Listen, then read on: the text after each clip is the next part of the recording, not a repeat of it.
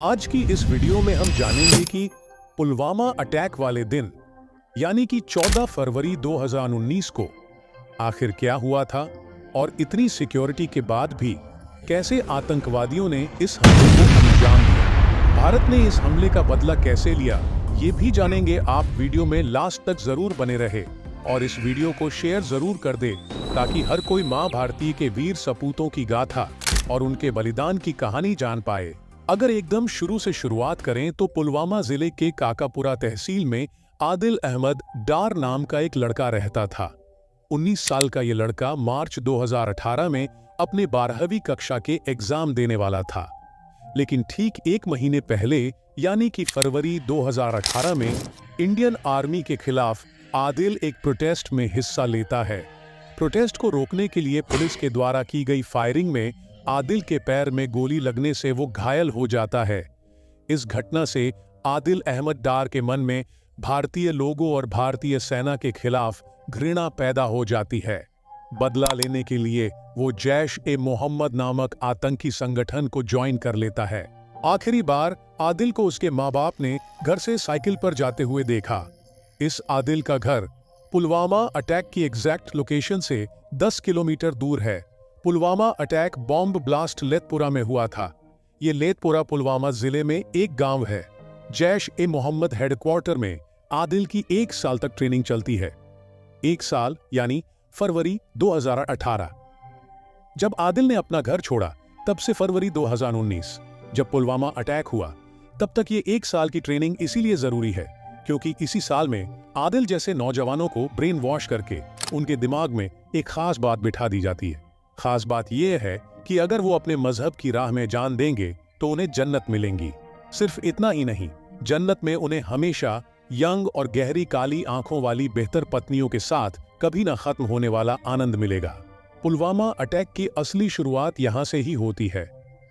एक तो आदिल के मन में इंडियन सिक्योरिटी फोर्सेस के खिलाफ बदले की भावना और ऊपर से बदला पूरा होने पर ऐसा इनाम।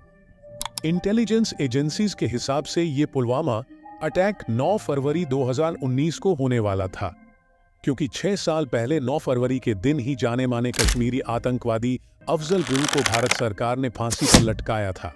लेकिन 9 फरवरी को 2 कारणों से पुलवामा अटैक टल गया। पहला कारण अफजल गुरु की फांसी का दिन था, इसलिए सिक्योरिटी टाइट कर दी गई थी, और दूसरा कारण था कि पिछले 6-7 दिनों से भारी बर्फबारी के कारण कोई भी कन्वे मूवमेंट नहीं हुआ था। इसलिए 14 फरवरी 2019 को एक ही कॉन्वॉय में 70 सीआरपीएफ की बसें जम्मू से श्रीनगर जाने वाली थी। इन 70 बसों में कुल 2547 जवान थे। अब 14 फरवरी 2019 को सुबह 3:25 तक रोल कॉल होता है। रोल कॉल यानी कि एक प्रकार की अटेंडेंस।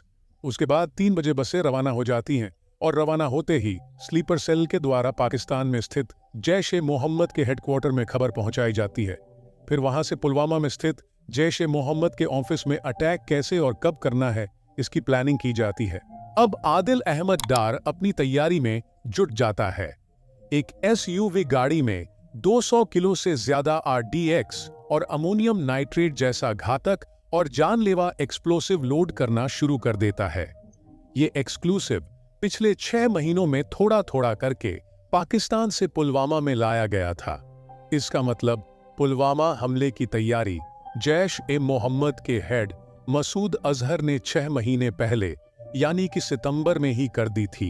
लगभग 3 घंटे बाद कॉन्वॉय जम्मू से उधमपुर पहुंचती है, फिर 3 घंटे बाद रामबन जिले में, फिर 3 घंटे बाद कुलगाम में, फिर 2 घंटे बाद अनंतनाग पहुंचती है और फिर 1 घंटे बाद पुलवामा पहुंचती है। इस तरीके से दोपहर 3:27 में यह काफिला पुलवामा के बॉर्डर में एंटर कर जाता है। एंटर करते ही आदिल अहमद डार भी अपनी जगह छोड़ देता है और आतंकी हमले को अंजाम देने के लिए निकल पड़ता है।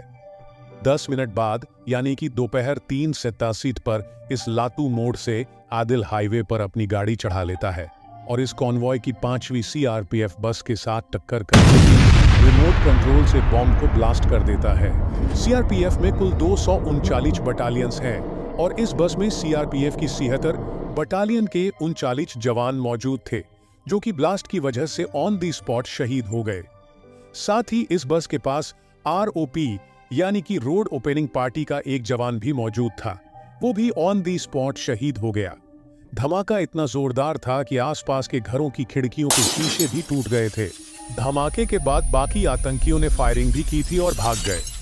कुल मिलाकर सीआरपीएफ के 70 जवान तो घायल हुए, जो कि चौथी और छठवीं बस में थे, और 40 सीआरपीएफ के जवान जो अपनी छुट्टी पूरी करके जम्मू ट्रांसिट कैंप से श्रीनगर ट्रांसजेंट कैंप में देश की सेवा करने जा रहे थे, वो शहीद हो गए। ब्लास्ट के बाद सीआरपीएफ की बस की हालत कुछ ऐसी हो गई थी। इस घटना पर पूरा भारत रोया था। इस हमले में शहीद हुए सभी शहीदों को शत शत नमन।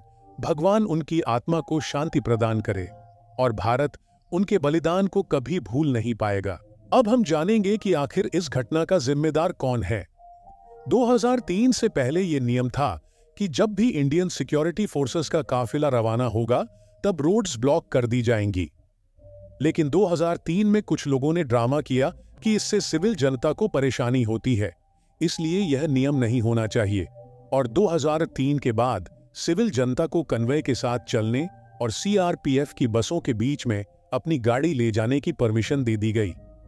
अब इस दुखद घटना की दूसरी गलती को ध्यान से समझिए। जब भी कॉन्वॉय मूवमेंट होता है तो वो स्टैंडर्ड ऑपरेटिंग प्रोसीजर के थ्रू होता है, जिसे आरओपी यानी कि रोड ओपनिंग पार्टी कंट्रोल करती है। रोड ओपनिंग पार्टी का काम होता है जहां से कॉन्वॉय गुजरने वाली है, उसके आसपास की लोकेशन को अच्छे से स्कैन करना, आईईडी और विस्फोटकों के लिए एरिया की चेकिंग करना, और उसके बाद सब कुछ सही होने पर ही कॉन्वॉय को ग्रीन सिग्नल देना। कहीं ना कहीं सिक्योरिटी एजेंसीज की लापरवाही भी रही होगी, जो सीआरपीएफ के इतने बड़े काफिले के पास तक 200 किलोग्राम विस्फोटक पहुंचाया जा सका। अब तीसरी और सबसे बड़ी गलती आदिल अहमद डार की। वो अपने आप से सिर्फ एक सवाल पूछ लेता कि अगर सुसाइड बॉम्ब बनके खुद की जान देने से जन्नत ही मिलती है, तो ये मशहूद अजहर अभी तक नर्क में क्यों पड़ा है? खुद ही जन्नत क्यों नहीं चला जाता? इस दर्दनाक हादसे से पूरा भारत कांप उठा और सैनिकों की शहादत का बदला लेने के लिए भारत के हर एक नागरिक का खून खोल रहा था। बाद में ये जिम्मा भारतीय एयरफोर्स को सौंप दिया। एयरफोर्स सर्जिकल स्ट्राइक के जरिए इस घटना के 13 दिन बाद यानी 13वीं के दिन पहली बार भारत 40 साल बाद पाकिस्तान की सीमा में घुसा और आतंकियों के 3 ठिकानों को तहस नहस कर दिया। इसमें 350 से ज्यादा आतंकी मारे गए। उसके बाद पाकिस्तान भी अपने 3 F-16 विमान भारत की तरफ भेज देता है। तभी उनकी खातिरदारी करते हैं हमारे वीर अभिनंदन वर्धमान। वे अपने मिग-21 विमान, जो 35 साल पुरानी टेक्नोलॉजी का था, उससे उनके तीनों F-16 विमानों को ध्वस्त कर देते हैं। F-16 विमान पाकिस्तान ने अमेरिका से खरीदे थे, जो काफी शक्तिशाली थे, पर अभिनंदन ने अपनी बहादुरी से सबको मार गिराया। बाद में उनका विमान भी क्रैश हो जाता है, तो वो इससे निकल जाते हैं और पाकिस्तान की सीमा में उतर जाते हैं। बाद में उन्होंने वहां खड़े लोगों से पूछा कि ये भारत है या पाकिस्तान, तो उन्होंने बताया ये भारत है। बाद में वो भारत माता की जय बोलते हैं तो कोई भी जवाब नहीं मिलता, तो वे अपने सारे सबूत मिटा देते हैं। बाद में पाकिस्तान आर्मी उनको गिरफ्तार कर लेती है और युद्ध के डर से 58 घंटों के भीतर पाकिस्तान आर्मी अभिनंदन को भारत पहुंचा देती है। ये थी पुलवामा में शहीद हुए भारत माता के वीर सपूतों की गाथा। हम उनको शत शत नमन करते हैं। भगवान उनकी आत्मा को शांति प्रदान करे। भारत माता की जय। वीर शहीद अमर रहे। और छपनिया अकाल क्या था, ये देखने के लिए ये वीडियो देखें और चैनल को सब्सक्राइब जरूर करें और इस वीडियो को अपने दोस्तों और परिवारजनों के साथ शेयर जरूर करें।